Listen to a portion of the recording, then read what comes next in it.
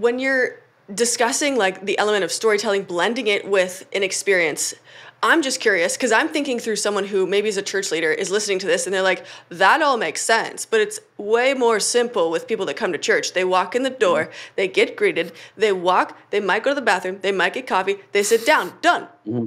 But what you're saying is there's way more and so many more layers to this. So if you could summarize or kind of give us like a snapshot, what are some elements that are absolutely necessary to create an incredible experience, no matter what type of experience it is? Yeah. So story always starts, really starts with three core components. What we say is characters, plots, and settings. Understanding the characters of the story, understanding the character of your church. What is it to walk up and shake the hand of your church? Who you are and everything like that. The plot. What are the specific journeys that you want to map out? Because those plots don't happen by accident. And a lot of times people think plot points are just things you check off. I'll loop back to that in a second. It's so much more important. It's like, oh yeah. Vance, this whole thing is like, do you have giving? Oh yeah, we have giving. Check. Forget the fact that the giving process is painful, or that young kids think it's totally inane, or they're ready to give with Bitcoin and you don't even do that. But in their minds, they're thinking, oh, giving, check. It's like, nope, that's it.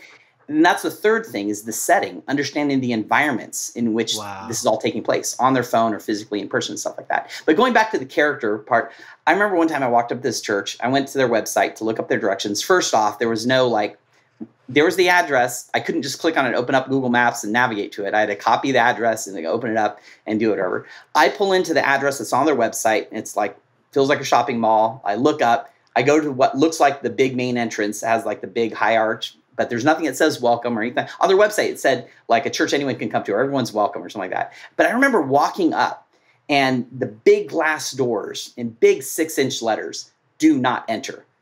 And it was like, oh, okay, this is interesting. But when I got to know the guys, everything, the thought process was some facilities guy was like, hey, these are going to be the entrance doors over here. These are exit doors over here. But rather than putting exit or entrance to the right, or even better, just take the handles off. Just like, instead they put big letters, do not enter. And like that, it's like when you add too much salt. It's just like, that's like something to right. Because when you're saying, oh, everyone's welcome, but then they're walking up and it's not really feeling welcoming. Wow. But it's so hard for people just to actually take a step back and actually see what their story really is, and talk to people who's outside of it. Because so many people in the church are regulars and they know where they're going or whatever it is. But what does it mean to that first time person who's already under a lot of stress and under a lot of pressure or anxiety and all these things? All those subtle little things, like, yeah, it takes them about 3 seconds to realize, oh, those are exit doors.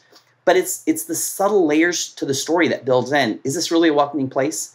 And I don't know, there's a bunch of movies out there. There's one movie, I'm totally drawing a blank on it was like a whole con man movie, but it was like getting a guy to guess the number, and at the end he goes 21. But throughout the whole movie, they kept putting this number 21 in his mind. He kept seeing it. So when they asked him to pick a number, he goes, oh, 21.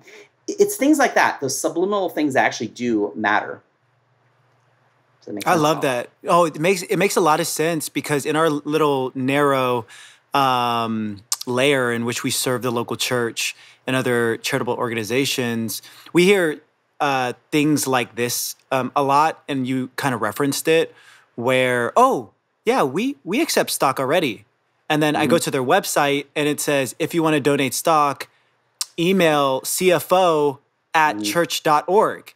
Yep. Nobody wants to email the CFO of the church to give some stock. And it's kind of like, to me, in terms of giving and that slice of which we serve, that's the do not enter sign. Yep. Right. And so I love what you're saying. It's kind of like, how do I challenge ourselves as faith leaders, as honestly leaders that are meant to be taking people on an experience and a journey? And how are we paying attention to the subtleties? How are we challenging ourselves to refresh ourselves on, okay, what is a new, Silicon Valley is famous for this, right? Silicon Valley is famous for being really stringent on user testing. In the Silicon Valley, that's built on software primarily.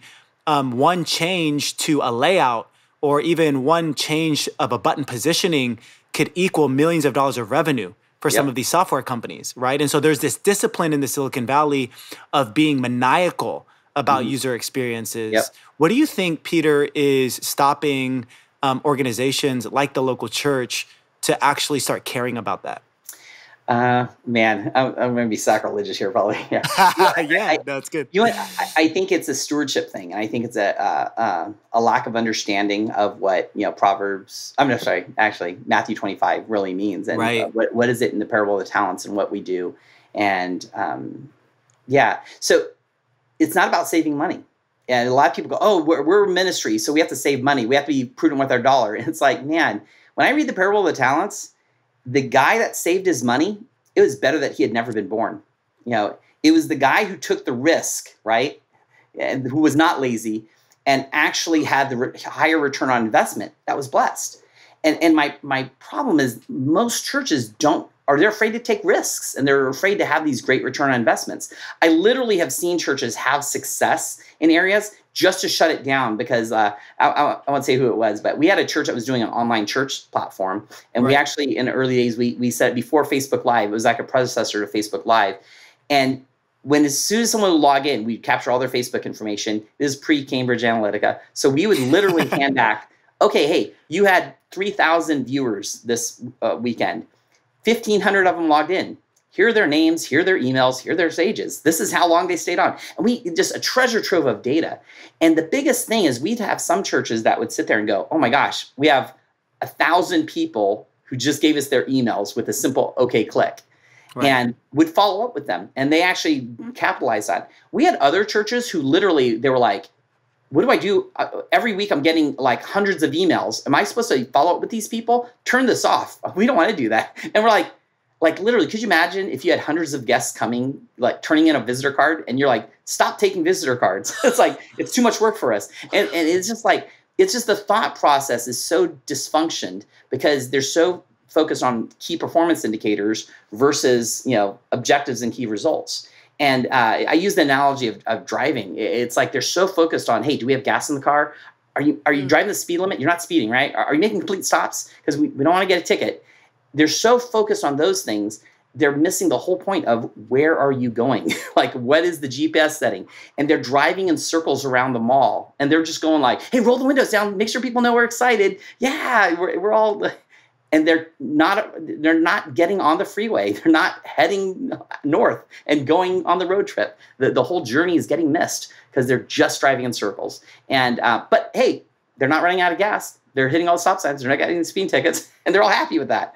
And we just like, man, yeah. And the whole thing about Silicon Valley and the lessons that we learn there is, it's not a one and done. It is an iterative process. Yes. It's constantly, there's 10,000 versions of Facebook out right now, and they're constantly testing and iterating and figuring out. But we have people bring us on all the time, and they think it's, oh yeah, we hired them, we're done. And it's just like, man, it's like cleaning your garage. I mean, yeah, I know a lot of people that only ever clean their garage once. It is like, man, if you have kids, man, garages are like magnets, and they just gather things. And it's a constant effort to keep your garage clean. And that's the truth is it's a constant effort to make sure your story is on track and true. And as any story, it's an iterative process. You have to keep re-editing it and sharpening it. And is it relevant, and how are things progressing?